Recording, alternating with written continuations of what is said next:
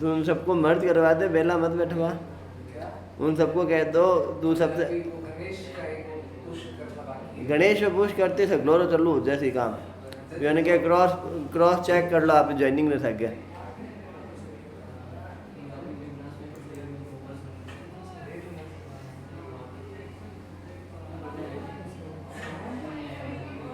मैंने कोड किसी का रिव्यू नहीं किया, उन सब ने ये बोला है कि हमारा काम हो गया। मैंने इनको भी एक और फिल्टर लगा दिया, मैंने कहा पहले तुम एक और ब्रांच बनाओ, सबको मर्ज करो, चेक करो सब सही चल रहा है क्या, ये सही है, फिर एक तो फिर देव में डालना। हाँ ये सही है, नई ब्रांच बना के उसमें हाँ फिर मैंने कहा देव में डालना ताकि तू देखे तो एटलीस्ट एक फिल्टर और हुआ था डेटा ऑन से पहला।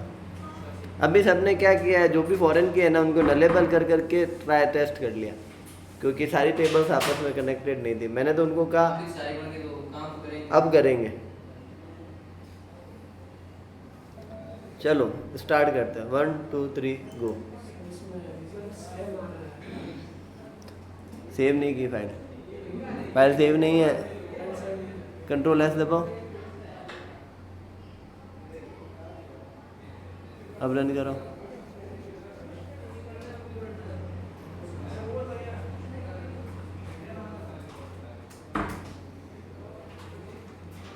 हो गया ना?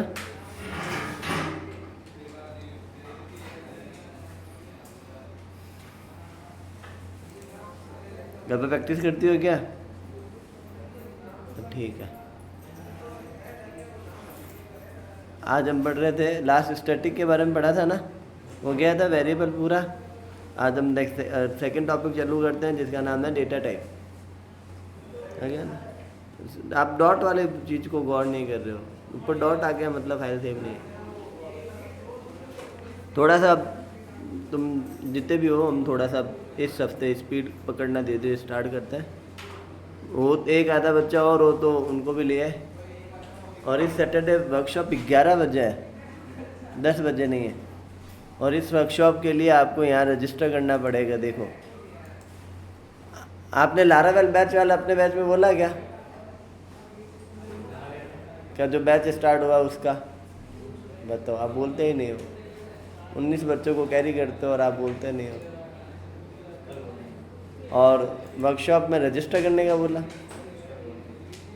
वालों को पकड़ा पड़ा है। एग्रीजा टेक्नोलॉजी की वेबसाइट पर जाना है, यहाँ वर्कशॉप में जाना है। वर्कशॉप पर जाने पर यहाँ व्यू डिटेल पर जाओगे तो ये वर्कशॉप के बारे में क्या है, कैसे है, इसके अंदर हम ये चीज़ सिखाएंगे आपको कि यदि कोई एक हॉल में बहुत से लोग एंटर कर रहे हैं तो कितने लोग एंटर हुए, यदि कुछ छोड़ के चले गए तो आने के बाद कितने लोग चले गए, और अभी बचे हुए कितने हैं। इस चीज़ को एआई से डिटेक्ट करना बताएंगे, कैमरे को। बात समझ में आया? तो ये पाइथन की योलो लाइब्रेरी के साथ में सिखाएंगे। यहाँ के 2 बच्चे ही सिखाएंगे जो सुनील सर ने गाइड किया हुआ है। ठीक है, यहाँ रजिस्टर करना पड़ेगा तभी पॉसिबिलिटीज आएंगे। ठीक है, इज दैट ओके? बात समझ में आ गई क्या? क्या हाँ? याद रखना, जब तक इस वेबसाइट पर रजिस्टर नहीं हो, यहाँ टाइम सब लिखा हुआ है, 11 बजे का है, सब कुछ है। आप फेसबुक, इंस्टाग्राम, एक और बात याद रखना, व्हाट्सएप पर एक एग्रीजा चैनल है, उसको आपको फॉलो करना पड़ेगा, एग्रीजा टेक्नोलॉजीज को। व्हाट्सएप पर, यूट्यूब पर नहीं, व्हाट्सएप पर। उसमें क्या है, जितनी भी क्लासेस होती है ना, कब जो भी स्पेशल क्लास है उसकी इन्फॉर्मेशन, प्लस मान लेते हैं वो लाइव चल रही है तो उसका लिंक केवल उसी में आएगा, पर्सनली किसी के पास नहीं जाएगा। ये 2 आपको बातें याद रखनी है। बात समझ में आ गई? अब हम अपनी टॉपिक को स्टार्ट करते हैं, दूसरा टॉपिक स्टार्ट करते हैं जिसका टॉपिक का नाम है डेटा टाइप। हम फाइल ओपन करके खोल लेते हैं। कौन सा फोल्डर है, कौन सा है ये? और टॉपिक का नाम है हमारा डेटा टाइप। डेटा टाइप, ठीक है। डेटा टाइप का मतलब क्या है? अब इस बात को समझने के लिए मैं कुछ फाइलों से समझाता हूँ। डेटा टाइप और ऑपरेटर दो चीज़ें आनी चाहिए, बाकी वेरिएबल अपना आप ही आने लग जाता है काम करते करते। मेरी फाइल ऑटो सेव होती है, तुम्हारी फाइल ऑटो सेव नहीं होती, इसलिए तुम्हें बार बार सेव वाला बटन दबाना पड़ेगा। अब फाइल को ध्यान से देखो। कर दी मैं रिकॉर्डिंग, चल लो, कर दी ना। अब देखो, सबसे पहले मैंने लिखा $a=10। तब a के पास क्या है? 10। तो याद रखना, थोड़ा समझना मैं क्या समझाना चाह रहा हूँ। एग्जाम्पल के तौर पर मैंने आपको कहा मैं तेरे लिए खाने की चीज़ लाया हूँ, जा किचन में से कंटेनर लेके आ। तो आप दो क्वेश्चन पूछोगे, क्या क्या?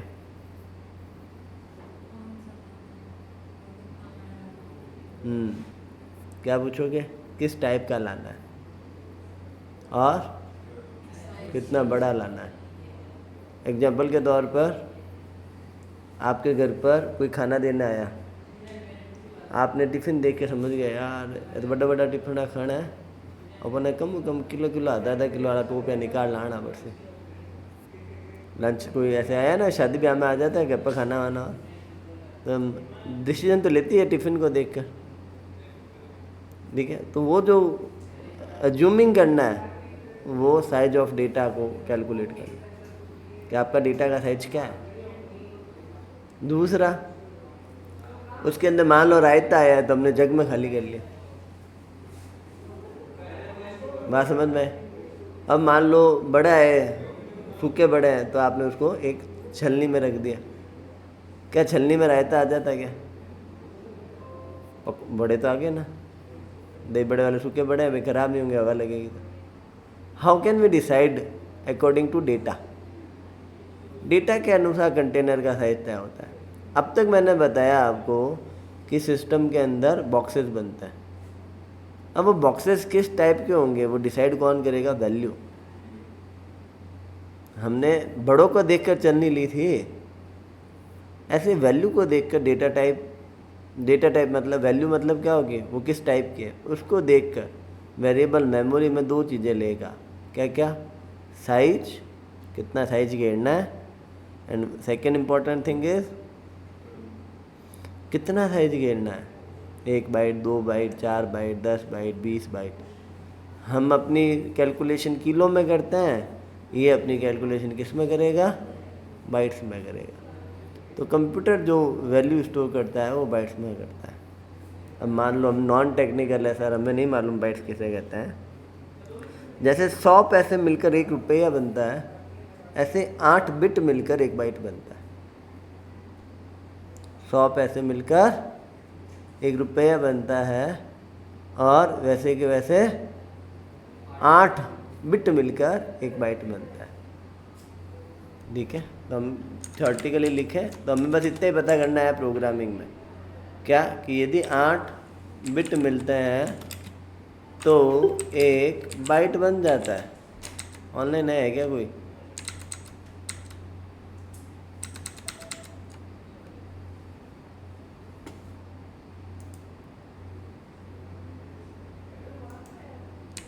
एक लड़का रोज़ कहता है सर मैं ऑनलाइन कैसे आऊँ, मैंने उसको लिंक दिया हुआ फिर भी नहीं पैस करता। 8 बिट मिलते हैं तो कितना बनता है? 1 बाइट बनता है। मैं समझ में आ गई। ऐसे ही 1024 बाइट मिलते हैं तो 1 क्या बनता है? KB बनता है। तो हम कहते हैं ना, आप गौर से देखा करो, अब YouTube जाए जार आने के बाद में के लिखना स्टार्ट करता है ना। अब 1024 KB मिलते हैं, किलोबाइट मिलते हैं, तो 1 MB बना देता है, ठीक है। और 1024 MB मिलते हैं तो 1 GB बना देता है, 1024 GB मिलता है तो 1 TB बना देता है, फिर PB बना देता है, ऐसे बनाता रहता है। मतलब 1024 का रेशियो चलता है, बस पहली बार में जो रेशियो चल रहा है वो 8 का है। तो वैसे तो कंप्यूटर की सबसे छोटी यूनिट कौन सी है? बिट है। लेकिन एज एन ह्यूमन बीइंग हमारे लिए सबसे छोटी यूनिट कौन सी है? बाइट है। मिनिमम आप हाना भी सेव करना है तो 1 बाइट लगेगा। बिट में कभी डेटा सेव नहीं होगा, वो बाइट से बिट में कन्वर्ट अपना आप होएगा। जैसे फॉर एग्जांपल किसी ने क्या लेक्चर नंबर दूँ तो यार मैं तो नायड़ो को नहीं, रुक जा मैं अंदर से कटोरी लाल ले लिया। अब 1 चम्मच चढ़ना मत को मैंने 1 कटोरी में डाला, क्योंकि उससे छोटी यूनिट नहीं थी मेरे पास स्टोर करने के लिए। तो मिनिमम जो ग्रुप बनेगा वो 8 बिट का बनेगा, मिनिमम से मिनिमम। जैसे मैं कहता हूँ यार 50 पैसा दे दे, क्या तू रुपया रख ले, क्या मैंने 50 पैसे दे दे, क्या मैं इसको छोटा अमाउंट हैंडल करने को नहीं है ना हमारे पास। अब आजकल तो पैसे कहाँ आते हैं, नहीं आते ना, तो मिनिमम यूनिट क्या है होल्ड करते हैं? रुपया। इसी तरीके से क्या पैसे नहीं है, पैसे तो है इंटरनली 100 पैसे मिलकर नया 1 बाइट बना, ऐसे हमारे पास खर्च करने के लिए बाइट होंगे। बाइट्स नो डाउट बिट से मिलकर बना है, पर हम जब भी बात करेंगे प्रोग्रामिंग की किस में होगी? बाइट्स में होगी। जब हम फाइल अपलोड करेंगे तब भी बात बाइट से ही होगी। जब भी कुछ काम होगा वो हमेशा बाइट्स में होगा, कभी भी KB MB इनमें नहीं होता है, चलता बिट सिस्टम है। अब बिट का मतलब क्या है? 1 बिट का मतलब है वो या 0 रखेगा या 1। 1 बिट का मतलब क्या है? या वो 0 रखेगा या 1। ऐसे 8 बिट मिलेंगे, मतलब 8 डिजिट की वैल्यू 0101 की मिलकर 1 बाइट बनाएगी। आज मैं आपको बेसिक नॉलेज देता हूँ, डेटा टाइप से रिलेटेड इम्पोर्टेंट है, पर कंप्यूटर का बेसिक पढ़ाता हूँ, ठीक है। बिट और बाइट के कॉन्सेप्ट को समझता है, ठीक है। याद रखना कंप्यूटर जो भी स्टोर करता है वो 0101 में ही सेव करता है। किसमें सेव करता है? 01 और 01 के केस में। तो मैं इस बाइट के कॉन्सेप्ट को आपको इलोबरेट करता हूँ। आज आपके बच्चे कम आए थे क्या? वो आया था क्या तनिष्क? धनंजय ऑनलाइन आया होगा।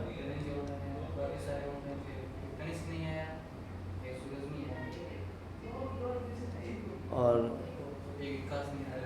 विकास नहीं आ रहा। एक वो आ गया था क्या, राजकुमार जी वाला लड़का?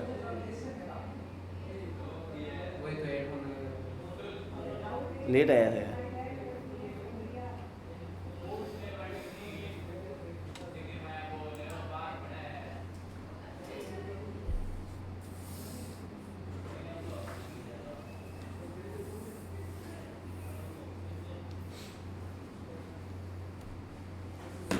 अब देखो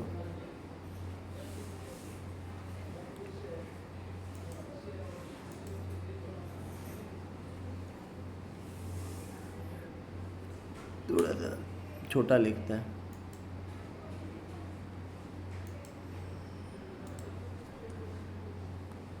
ठीक है, हमने लिखा 1 बाइट, बाइट थोड़ा अटपटा है। 1 बाइट का मतलब क्या है?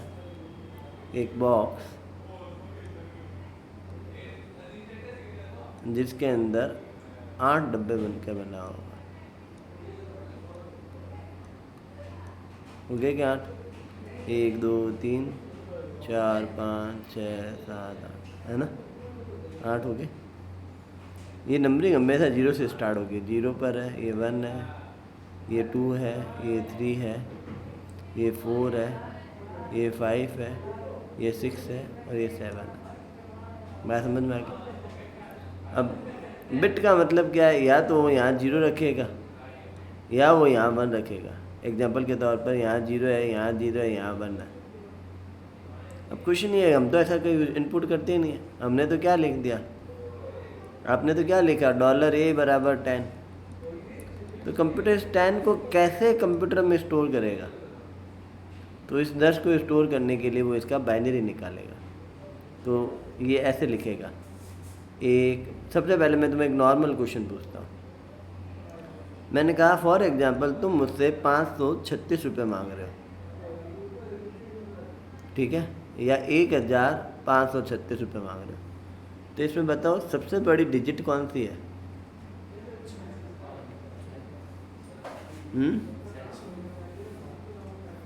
कौन सी है? एक है। कौन सी है? एक, क्योंकि उसकी पोजीशन क्या है? 1000 पर है। उसका बेस वैल्यू बड़ा है, फेस वैल्यू छोटा है। तो ये एक जो है वो मोस्ट सिग्निफिकेंट डिजिट है। आज मैं कहता हूँ कि यार तू ये 6 छोड़ दे, तो क्या तू ये 6 छोड़ देगा क्या? पैसे मांगते वक्त छोड़ देगा? कितने रुपए का घाटा है? 6 रुपये का ही तो घाटा है। लेकिन मैं एक को छोड़ दूँ तो क्या तुम्हारा चल जाएगा क्या? मैंने मैक्सिमम वैल्यू तो खा गया तुम्हारी, 1000 रुपये तो खा गया। बात समझ में आ रही है क्या? तो मुझे एक बात बताओ, ये एक बड़ा है या एक जहाँ खड़ा है वो इम्पोर्टेंट है? वो इम्पोर्टेंट है। तो ऐसी वैल्यू जहाँ पोजीशन मैटर करती है उनको पोजिशनल नंबर सिस्टम कहता है। क्या कहता है? पोजिशनल नंबर सिस्टम कहता है। तो देयर इज़ ए पोजीशन कि मैं कहाँ खड़ा हूँ, दिस इज़ इम्पोर्टेंट। तो एक यहाँ पर कहाँ खड़ा है? 1000 की पोजीशन पर खड़ा है, इसलिए मैंने इसको क्या कह दिया कि एक बड़ा है। और सबसे छोटा कौन है? 6। क्यों? क्योंकि वो लीस्ट सिग्निफिकेंट डिजिट है, उसकी वैल्यू सबसे कम है। बात समझ में आ गई क्या? तो हमने इसको कैसे मेजरमेंट किया?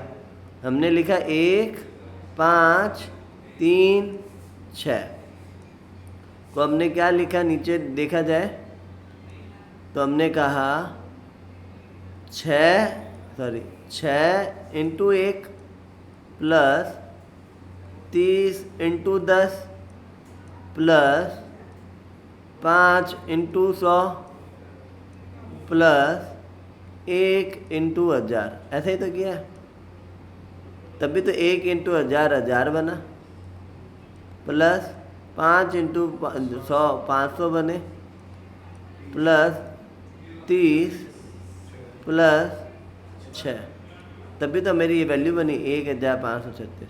ऐसे ही तो करते हैं। हम कहते हैं इकाई, दहाई, सैकड़ा, हज़ार।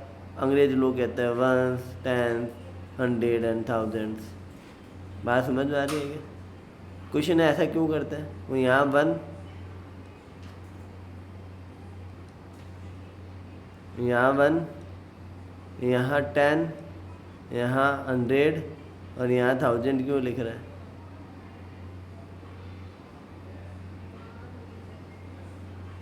हमेशा से ऐसे पढ़ते आ रहे हैं। क्यों पढ़ते आ रहे हैं? क्योंकि हमारी जो वैल्यू है वो 0 से लेकर 9 के अंदर अंदर घूमती है। इन्हीं के तो पेयर्स बनते हैं नंबर्स में, इनके अलावा कोई नंबर बनता है क्या? मैं कहता हूँ 56, तो 0 से लेकर 9 के बीच की वैल्यू है। 5 भी 0 से 9 के बीच में आता है, 6 भी 0 के 9 से। ऐसा कोई सिंबल है क्या जो इनके अलावा कोई है? नहीं है ना। ये टोटल मिला के कितनी वैल्यूज़ है? 10 वैल्यू है। 0 से लेकर 9 मिला के कितनी वैल्यू बनती है? 10। इसलिए इनके बेस चलते हैं 10 के। 6 इंटू 10 की पावर 0 प्लस 3 इंटू 10 की पावर 1। ये पोजीशन है, देखो ये 0 नंबर पर है, ये 1 नंबर पर है, ये 2 नंबर पर है और ये 3 नंबर पर है। इसी कारण से ये 1 इंटू 10 की पावर 3 हुआ है। इसी कारण से ये 5 इंटू 10 की पावर 2 हुआ है। इसी कारण से ये 3 इंटू 10 की पावर 1 हुआ है। और इसी कारण से तो किसी की भी पावर 0 हमेशा क्या होती है? 1। 10 की पावर 1 10, 10 की पावर 2 100, 10 की पावर 3 1000। बात समझ में? तो who is important? Important is base. Important कौन है? बेस। बेस कैसे बनता है? जिस रेंज की वैल्यू है वो टोटल कितनी वैल्यू है? 0 से लेकर 9 एक रेंज है, उस रेंज में टोटल बेस कितना बन रहा है? 10। तो यहाँ 10 कौन है? बेस। लेकिन कंप्यूटर में तो 2 वैल्यू स्टोर होती है। कौन कौन सी? 0 या 1। 0 से लेकर 1 तक में कितने का बेस बनेगा? 2 का। कितने का बेस बनेगा? 2 का। तो यहाँ जो भी कैलकुलेशन होगी वो किसकी पावर से होगी? 2 के। मतलब हम जहाँ पर भी 10 लिख रहे हैं वहाँ पर हम क्या लिखेंगे? 2। और ये सेम ही चलेगा। एग्जाम्पल के तौर पर मैंने 1 1 0 1 1 ऐसा कुछ लिखा हुआ है, तो कंप्यूटर इसको वैसे ही हैंडल करेगा। ये 0 नंबर पर है, ये 1 नंबर पर है, ये 2 नंबर पर है, ये 3 नंबर पर है और ये 4 नंबर पर है। तो अब कैसे लिखेगा, 1 इंटू 2 की पावर 0 प्लस ये वाला 1 इंटू 2 की पावर 1 प्लस ये 0 है, 0 इंटू 2 की पावर 2 प्लस 0 इंटू 2 की पावर 3, नहीं ये 1 है ना, ये 1 है, क्या 1 है, तो हमने लिखा 1 इंटू 2 की पावर 3 प्लस 1 इंटू 2 की पावर 4। आ गया समझ में? तो फिर ये 2 कहाँ से आया, ये 2, क्योंकि ये 0 1 2 ही तरीके की वैल्यू होल्ड करता है, तो इसका बेस क्या है 2। अब कैलकुलेशन नीचे सेम ही है, जैसे मैंने यहाँ लिखी है 6 इंटू 10 की पावर 0, ये देखिए 1 इंटू 10 2 की पावर 0, फिर मैंने लिखा 3 इंटू 10 की पावर 1 यहाँ पर, तो मैंने यहाँ पर भी लिख दिया 1 इंटू 2 की पावर 1, फिर 0 इंटू 2 की पावर 4, फिर 1 इंटू 2 की पावर 3, फिर 1 इंटू 2 की पावर 4। Is that okay? तो what the result of this value is 2 into 1 plus 1 into 4, sorry यहाँ 1 है, ठीक है, plus 0 into 8 plus 1 into 16 plus 1 into कितना आएगा 32, तो 2 की पावर 4 क्या होता है 32, 2 की पावर 3, 2 इंटू 2 इंटू 2, 2 दूनी 4, 4 दूनी 8, गलत लिखा है ना मैंने, 1 2 4 8 और यहाँ 16 आएगा, यहाँ पर क्या आएगा 16। अब यहाँ अंतर है 16 प्लस 8 प्लस 0 प्लस 2 प्लस 1, 8 तो 10 और 1 11, 11 और 16 कितने होते हैं 27। तो यदि मैं कोई वैल्यू 27 लिख रहा हूँ तो कंप्यूटर इसको ऐसे स्टोर करेगा, कैसे 1 1 0 1 और 1, बाकी सब जगह 0 रख देगा, बात समझ में? तो कंप्यूटर में जब मैं 27 लिखता हूँ तो उसको ऐसे स्टोर करता है। अब कहानी समझ में आई क्या? तो कंप्यूटर सीधा काम नहीं करता। तो जब मैंने लिखा $a = 10, तो देखेगा 10 को स्टोर करने के लिए कितना स्पेस चाहिए, और 10 का डेटा टाइप क्या है, नंबर है ना, तो नंबर को ये इंटीजर कहेगा, पॉइंटर में होगा तो फ्लोट कहेगा। बात समझ में आ रही है क्या? अब फिर से देखते हैं, मैं आपको 27 को इस तरीके से लिख के दिखाता हूँ। मैं लिखा 0B, मतलब मैं बाइनरी लिख रहा हूँ, वैल्यू क्या है 11011 11011, और मैंने कहा इक्वो $a का मान क्या आएगा 27 आएगा, कितना आएगा 27, आया ना 27। अरे क्या बात समझ में? आपको नीचे से रन करवाना है, मैंने तो यहाँ प्ले वाला दबा दिया, आपको क्या लिखना है PHP फिर index.php,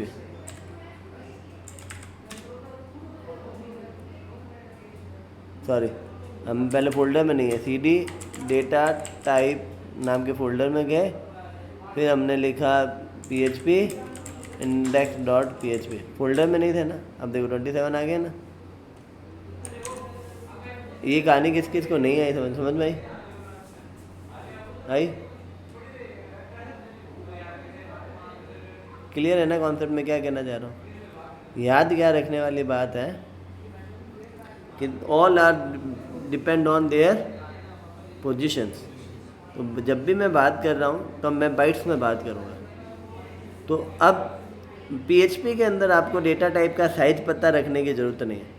जनरली जैसे C++ या जावा या इस टाइप के लैंग्वेज पढ़ते हैं ना, तो पूछ लेते हैं कि उसका साइज क्या होता है। Size are matters when you are storing data into your system. जैसे मैं कहता हूँ इंटीजर जनरल वे में सब जगह 4 बाइट का ही होता है। इंटीजर का मतलब क्या होता है?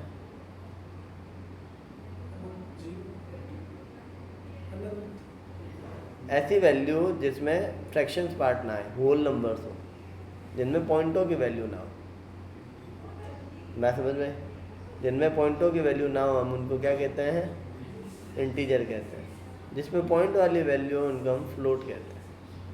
फ्लोटिंग मतलब रियल वैल्यू, जो आपको वास्तविक वैल्यू को बताएगा। क्या समझ में आ रही है?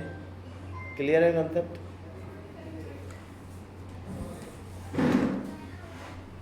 Let's test it.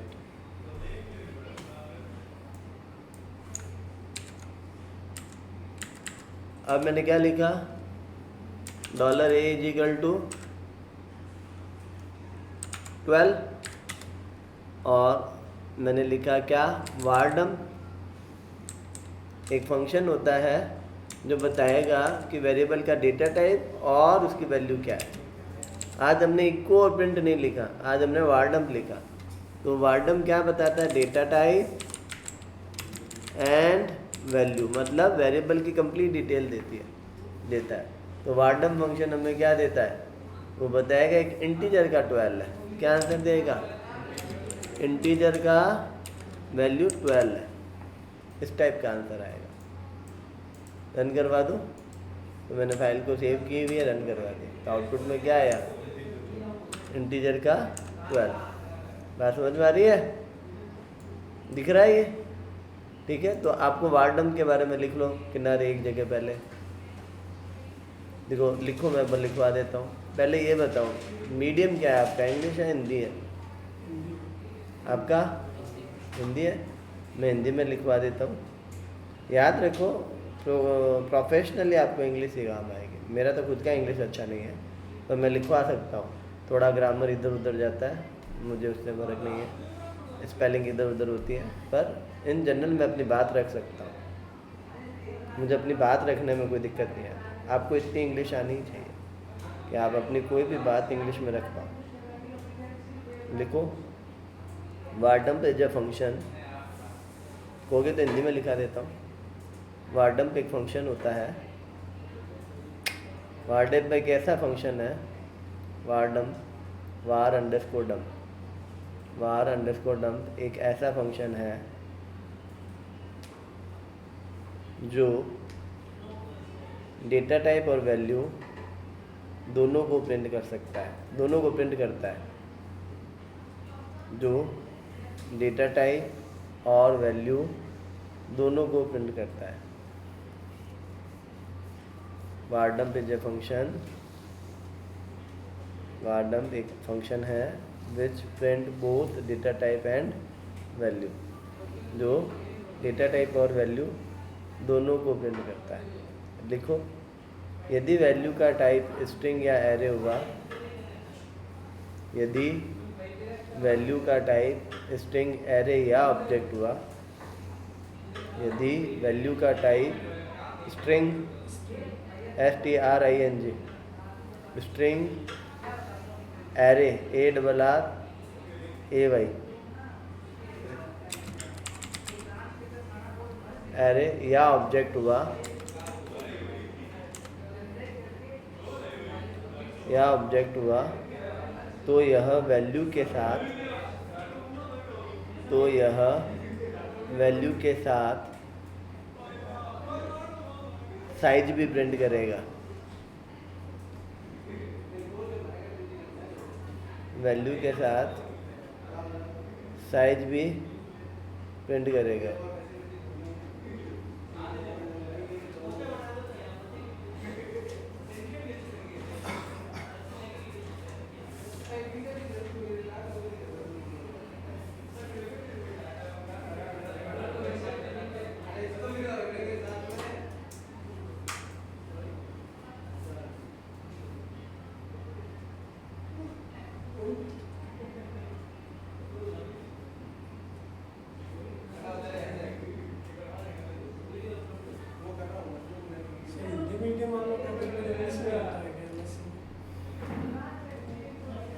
हाँ, पेपर इंग्लिश में आएगा। आप लिख हिंदी इंग्लिश किसी में सकते हो।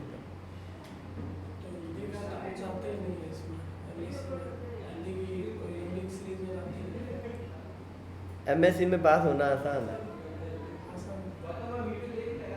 रीजन इज ओनली MSc के अंदर 50% नंबर कॉलेज वाले देते हैं, 50%। तो असाइनमेंट में टीम 9 के मिला के, जैसे अभी हमारी कॉलेज में सबके 80% से ऊपर है, 88% तक आए हुए हैं लास्ट। मिनिमम से मिनिमम जो मार्क नंबर है ना वो 79% है।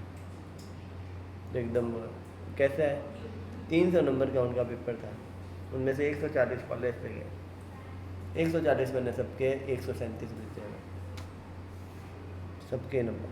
बात समझ में? अब बच्चे 4 सब्जेक्ट हैं, तो 4 सब्जेक्ट में 50-50 नंबर के 4 पेपर होता है ना। तो 5 चौक 20 कितने हुए? नहीं 50-50 नहीं, 40-40 नंबर के होते हैं, 4 चौक 16, तो 140 नंबर, 160 नंबर के हुए। उन 40 में से आपको केवल 15-17 नंबर लाने होते हैं। आप पास हो जाते तो फर्क नहीं जाए, पास भी होते हैं। अब बात करनी वाली है, भी तो 80 नंबर का है। हर एक का अलग अलग है। अभी MSc इसमें भी चेंज हो गया, इस साल फर्स्ट सेमेस्टर में अलग, MGSC का अलग कॉन्सेप्ट है। तुम कोटा से MSc कैसे हो गया?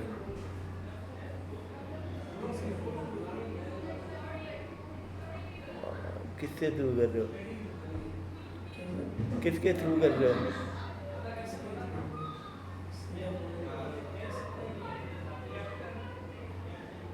प्रैक्टिकल तो करा ली उन्होंने रामपुर कॉलेज में, एग्जाम में अभी पहली बार ही भरा है क्या? क्या क्या सब्जेक्ट है?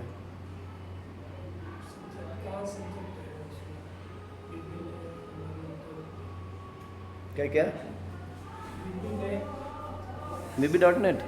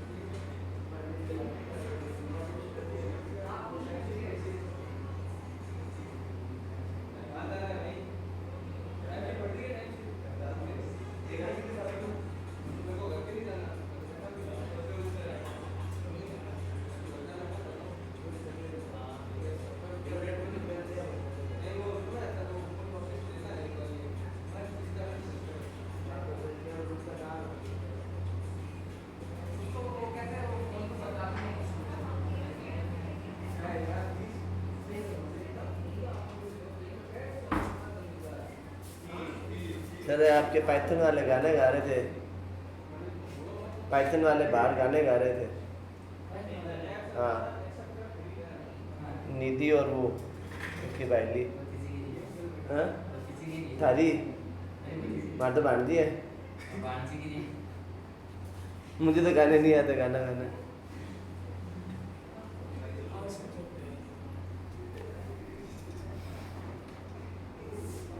कंप्यूटर फंडामेंटल है पहला, दूसरा वेब डिजाइनिंग का है, तीसरा ऊप्स का है, फिर programming with VB and .NET, computer network है। कितने टाइम का ये साल भर का पेपर होएगा क्या? सेमेस्टर वाइज नहीं है ना?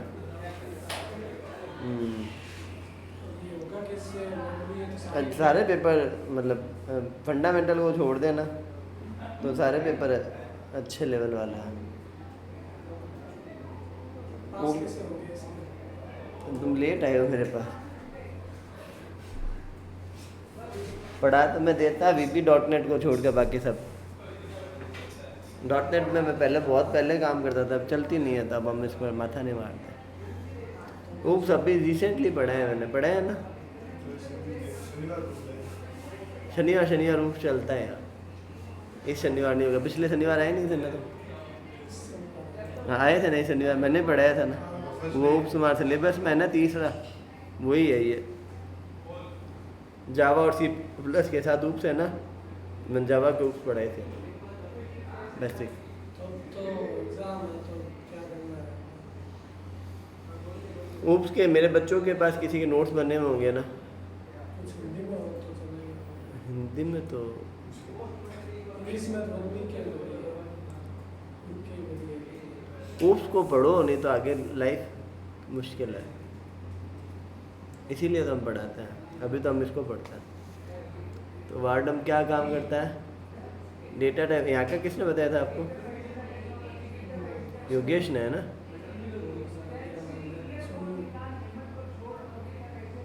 सोनू, हाँ ठीक है। वो लड़का वापस नहीं आया क्या, सुनील सर? वो लड़का वापस नहीं आया जो एक दिन आया था? क्या कह दिया आपने उसको ऐसा? मैंने कुछ नहीं कहा, मैंने कहा ये करने को समझाने से।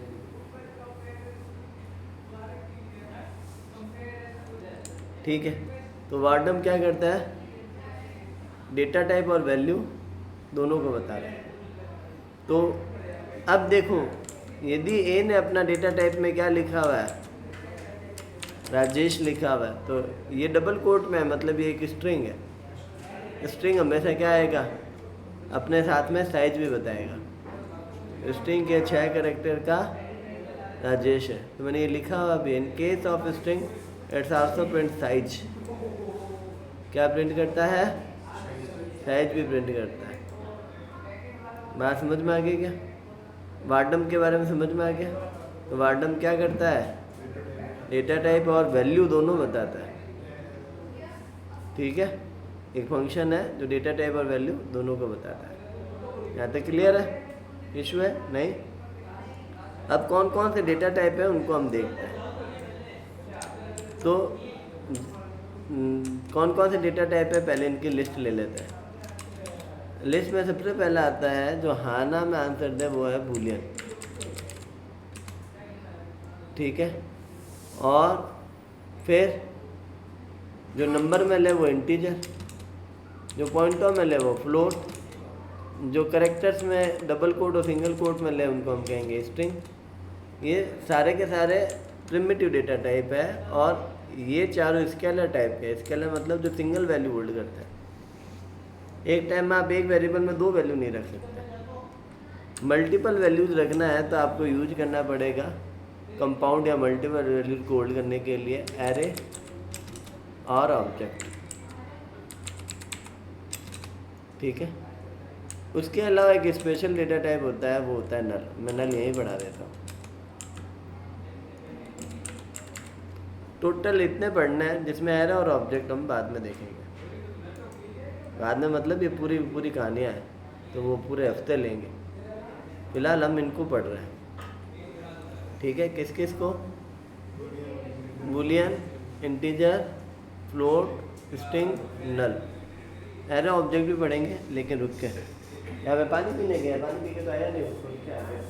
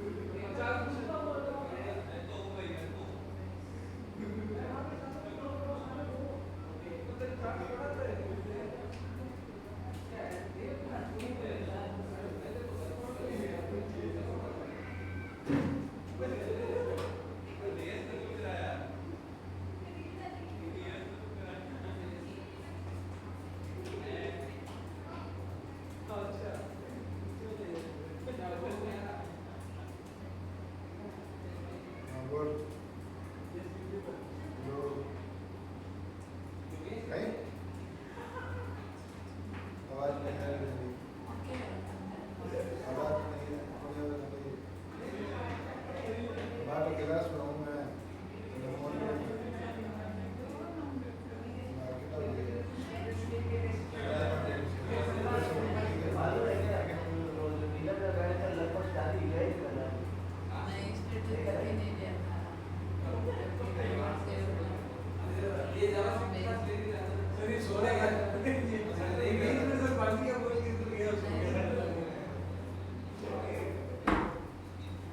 सबसे पहले बूलियन की बात करते हैं।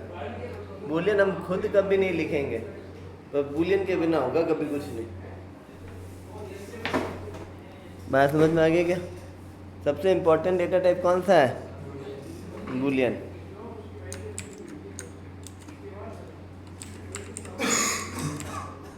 और बूलियन से हम स्टार्ट कर रहे हैं। बूलियन में दो ही वैल्यू होती है, हाँ ना, मतलब ट्रू फॉल्स। एग्जाम्पल के तौर पर मैंने लिखा $A = ट्रू, वार्डम्प लिखा $A। बताओ इसका डेटा टाइप क्या है? हो गएगा बूल का ट्रू। बात समझ में आ गया? और यदि मैंने फॉल्स लिखा तो क्या आएगा? बूल का फॉल्स। बात समझ में आई? तो कुल मिलाकर सारा का सारा कहानी कहाँ पर है? बूलियन पर। बूलियन कहाँ काम आता है? एग्जाम्पल के तौर पर ऐसी सिचुएशंस है जहाँ पर सिचुएशनली काम करना हो। जैसे कि मैंने कहा यदि किसी की सैलरी 50,000 से ज़्यादा हो तो उसको 5% इंक्रीमेंट लगाओ, 50,000 से जिनकी कम हो उनको 10% इंक्रीमेंट लगाओ। ऐसा क्वेश्चन आ गया। तो क्वेश्चन का सॉल्यूशन क्या है? True false. यदि किसी की सैलरी, तो सैलरी ग्रेटर देन हो किससे? 50,000 से। यदि होगी तो ट्रू रिटर्न करेगा, नहीं होगी तो फॉल्स रिटर्न करेगा। तो जब भी लॉजिकल कनेक्शन आता है, जो एक सिचुएशन पर काम करना होता है, वहाँ हमेशा बूलियन काम आता है। अभी इसको समझाने के लिए मैं कुछ ऐसा समझाता हूँ, एक इफ के एग्जाम्पल से समझता है। मैंने कहा इको राजेश, क्या आउटपुट आएगा? राजेश आ जाएगा, कोई इशू ही नहीं है। अब मैंने लिखा इफ फॉल्स और एक कर्ली ब्रैकेट्स लगा दी। इको राजेश, इको रमेश, और बाहर आके मैंने लिखा इको एग्जिजा। क्या आउटपुट आएगा? क्या आउटपुट आएगा?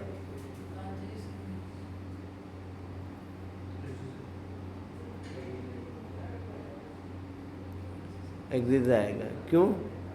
इफ ने क्या कहा, यदि मेरे पास फॉल्स आया तो मैं ब्लॉक ऑफ कोड एग्जीक्यूट नहीं करूँगा, मतलब कर्ली ब्रैकेट्स में जो भी लिखा हुआ है वो मैं एग्जीक्यूट नहीं करूँगा। यदि ट्रू हुआ तो करवा दूँगा। लाइन नंबर 7 का इफ से कोई लेना देना नहीं। वो कहते मैं तो हर हाल में चलूँगी, नॉर्मल लाइन में। बात समझ में आया? तो क्यों आंसर ये इतना तो बहुत बेसिक था, क्यों खोटा दिया? अभी याद आ रहा है क्या? समझ में तो आ रहा है? ठीक है। तो अभी आउटपुट में इफ में यदि फॉल्स हुआ तो इफ वर्क नहीं करेगा, और आउटपुट में क्या आएगा? एग्जिजा। आउटपुट में क्या आया? एग्जिजा। बात समझ में आई? अब मैंने यहाँ पर क्या लिखा? ट्रू। अब क्या आंसर आएगा? तीनों आएंगे, राजेश, रमेश और एग्जिट। एग्जिट हर हाल में आएगा, उसका इफ से कोई लेना देना नहीं, वो नॉर्मल लाइन है, उसका रन होना नियति है। लाइन नंबर 4 और 5 का रन होना नहीं होना इफ़ के हाथ में है। इफ़ कहेगा रन हो तो जाएगी, इफ़ कहेगा मत हो तो नहीं होएगी। तो रन होना है या नहीं, तो वो आना में आंसर पूछेगा, जो आना में आंसर दे उसको बूलियन कहते हैं। मैंने कहा यार सगे हाले कि मैंने काम चालना है या मन तो बार को तू आना में दे नहीं जवाब, तू चल रहा है कौन चल रहा है। हम ऐसे बात करते हैं ना दोस्तों के साथ, उत्तर देना मुंडे माथे उत्तर देते हैं, गोल गोल बातें ना कर मारा आगे, ऐसे बात करते हैं ना। जो आंसर बूलियन में हो, हाँ ना में हो, वो ये हैंडल करने के लिए काम है। अब ट्रू फॉल्स जरूरी नहीं है हमारे पास सीधा सीधा आ जाए। एक बार कमेंट करता हूँ, थोड़ी देर बाद वापस इसको रन करवाएंगे। अब कुछ लोग ट्रू फॉल्स अपने आप से आ जाते हैं, जैसे मैंने लिखा $A = 10 console dot log, sorry echo $A, क्या आउटपुट आएगा 10। सिंपल लाइन है। अब मैंने पूछा क्या 10 बड़ा है क्या 5 से,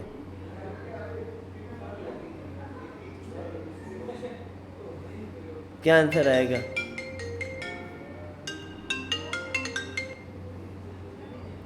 हेलो हेलो, हाँ हाँ, वो प्रॉब्लम क्या ओनिडा से मेरे पास आया था ना, लड़का आया था। हाँ नहीं, प्रॉब्लम सॉल्व नहीं हुई, उसमें कोई पार्ट ख़राब था तो उसने 500 रुपये सर्विस चार्ज लेके गया था। उसने कहा वो पार्ट हफ्ते भर में आ जाएगा। हाँ गंगा शहर वाला। नहीं मैंने वापस अभी नहीं लिखा है। नहीं वो पहले उन्होंने कहा 48 घंटों में हो जाएगी, तो पहले 48 घंटों में नहीं हुई थी, तो मैंने उसी टिकट पर वापस राइड की थी, उसके बाद आप आए थे।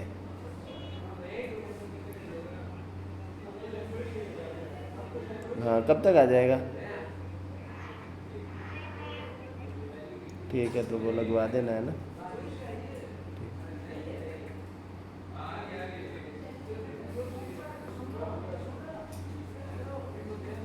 बताओ क्या 10 बड़ा है 5 से? हाँ हाँ को अंग्रेजी में क्या कहेंगे? ट्रू। तो यही का आंसर क्या है? ट्रू। तू फॉल्स क्यों कहते रहे? पढ़ लो तो सही क्या लिखा। तब इको ने क्या कहा 1 का, क्योंकि इको टाइप कन्वर्जन कर रहा है, तो टाइप कन्वर्जन की अभी बात बंद कर देते हैं, वार्डम पर लिख देते हैं $A को। अभी आंसर में क्या देगा? ट्रू। ठीक है, इको के केस में वो क्या कहानी है वो बाद में समझेंगे। सही आंसर क्या है? ट्रू। अभी क्या आंसर है?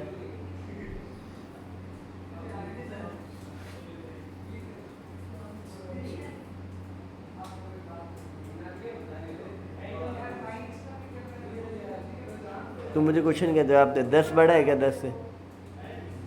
जब ऐसे ऐसे हो मतलब फॉल्स है, ऐसे ऐसे हो तब ट्रू है।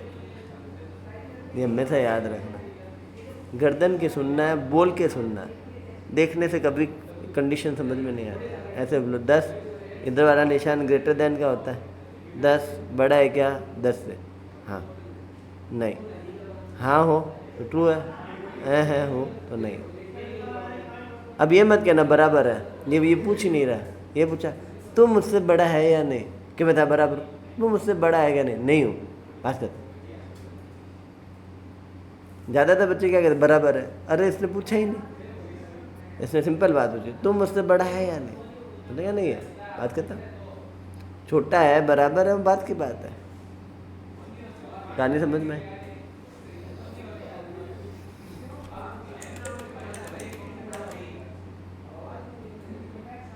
मान लेते हैं ये एक एज नाम का वेरिएबल है, उसमें 21 है।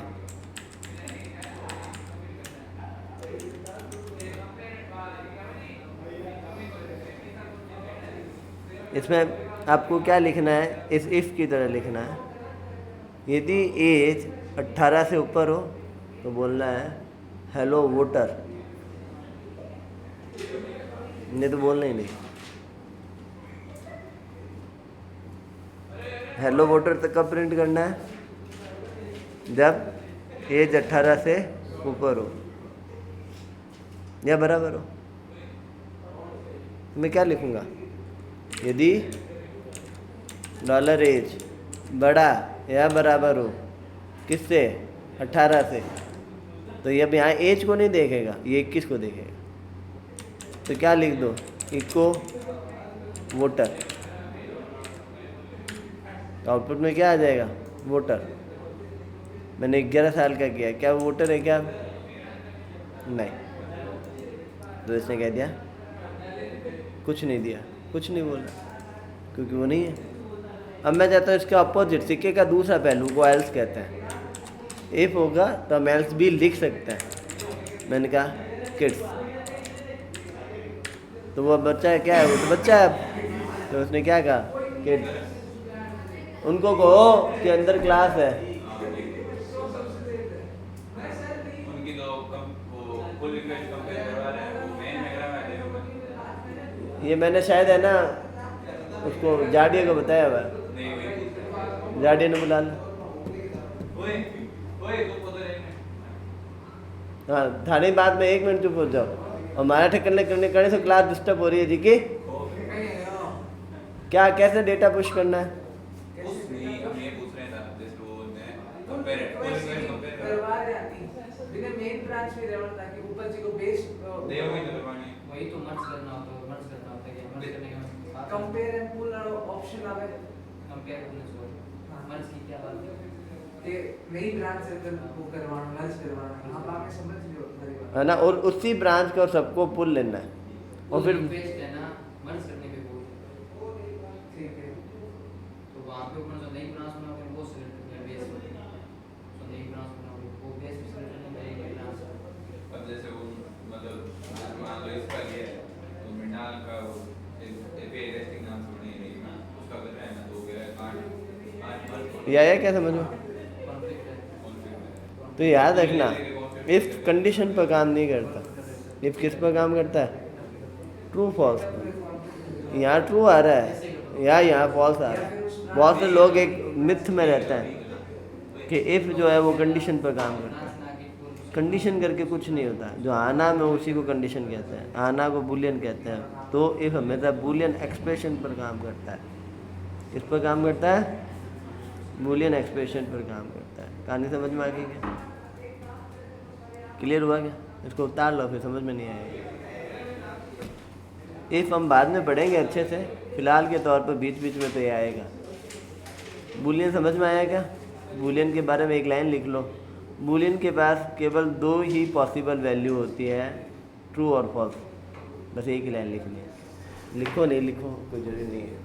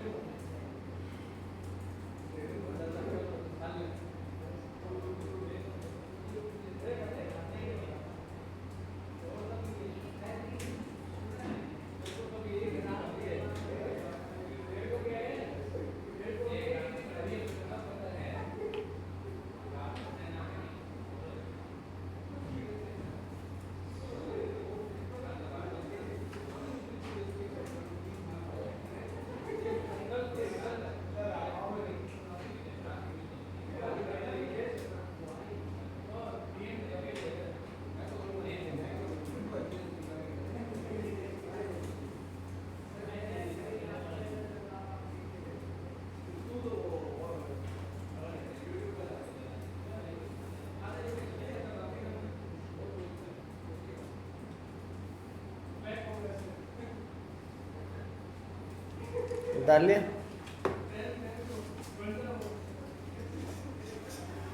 कहानी समझ में आ गई क्या? कोई इशू तो नहीं है? आगे बढ़े या काफ़ी आज का हो गया वैसे तो, कल से पढ़ता हूँ। ठीक है, टाइम पर आओ, तुम कहो तो थोड़ा सा और पढ़ा दो। मेरे तो बोलना है, मुझे तो कौन सा कोई सोच के पढ़ाना है। हाँ 10 मिनट और पढ़ा दो। आज हम सीखते हैं टाइप कन्वर्जन या टाइप कास्टिंग। टाइप कन्वर्जन का मतलब है एक डेटा टाइप से दूसरे डेटा टाइप में कन्वर्ट होना। टाइप कन्वर्जन का मतलब क्या है? एक डेटा टाइप से दूसरे डेटा टाइप में कन्वर्ट होना टाइप कन्वर्जन कहलाता है। जैसे इंटीजर का बूलियन में आना, बूलियन का इंटीजर में आना। तो हम ये देखते हैं कि कौन सा डेटा टाइप कन्वर्ट होने पर बूलियन में ट्रू बनेगा या फॉल्स बनेगा। बात समझ में? तो बाकी सब लैंग्वेजेज में थोड़ा सा कॉन्सेप्ट अलग है। PHP के अंदर थोड़ा और लिबरल है, मतलब बहुत पोलाइटली बिहेव करता है। तो आपको एक गुरु मंत्र सिखा रहा है आज का। यदि कोई पूछे बूलियन में type conversion, type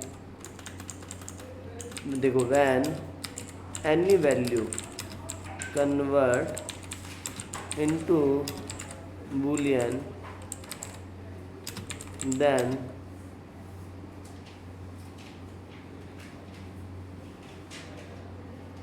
only these values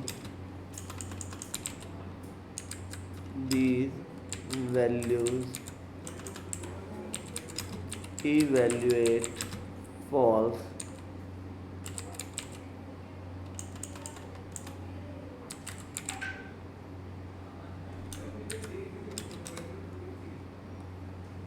पहला 0, बहुत सारे 0, प्लस का 0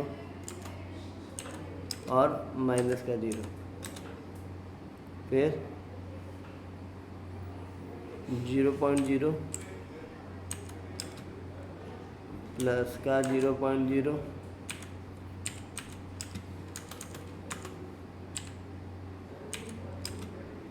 माइनस का 0.0 एंड बहुत सारे 0 पॉइंट, बहुत सारे 0, ऐसा। ठीक है। स्ट्रिंग का ब्लैंक, ये सारे देखो मैं डेटा टाइप के अनुसार लिखता हूँ। ये इंटीजर में है, ये फ्लोट में है, ये स्ट्रिंग में है। स्ट्रिंग में सिंगल कोड में भी 0 और डबल कोड में भी 0 फॉल्स है, और नल है, नल और नल के अंदर नल, नल के अंदर नल, और एरे के अंदर ब्लैंक एरे या एरे ऐसे ब्लैंक।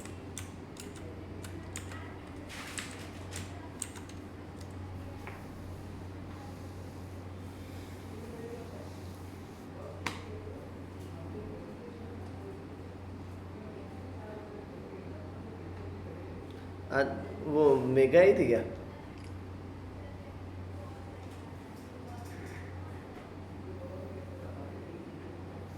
मेगा ही थी क्या? मेगा वही थी क्या? ऑनलाइन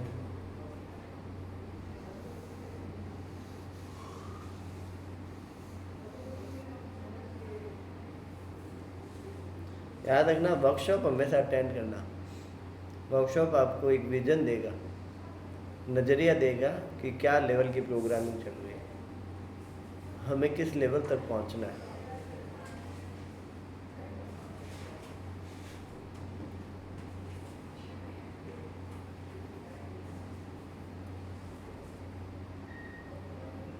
क्लियर हो गया?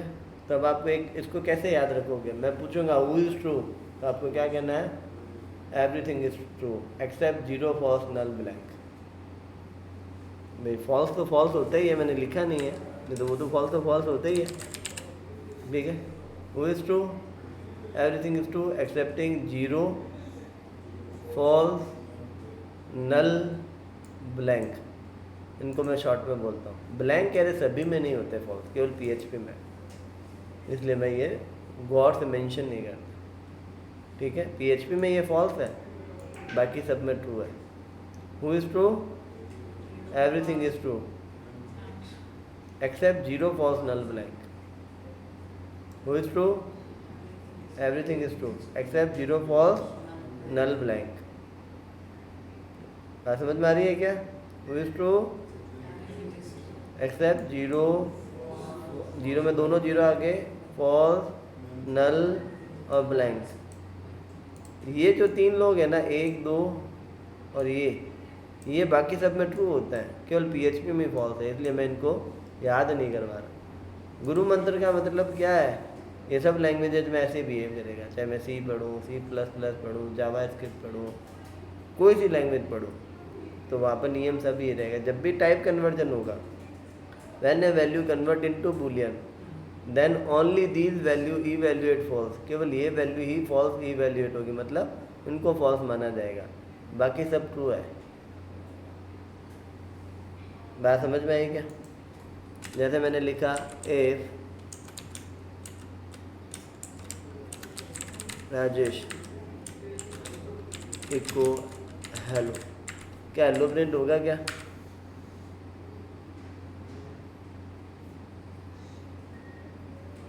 यस और नो? यस। तो इफ को तो ट्रू फॉल्स में चाहिए, ये तो ट्रू फॉल्स में नहीं है।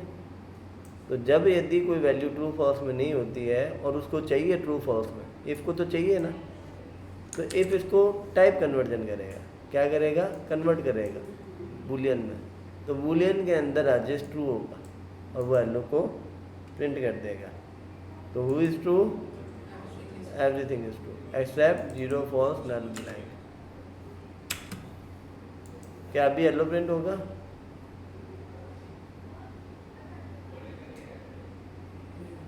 होगा, क्यों? क्योंकि यहाँ स्पेस है, मैंने यहाँ स्पेस नहीं दिया, यहाँ स्पेस है ना, तो स्पेस भी एक वैल्यू है, तो ये येलो प्रिंट करेगा। कब नहीं करेगा?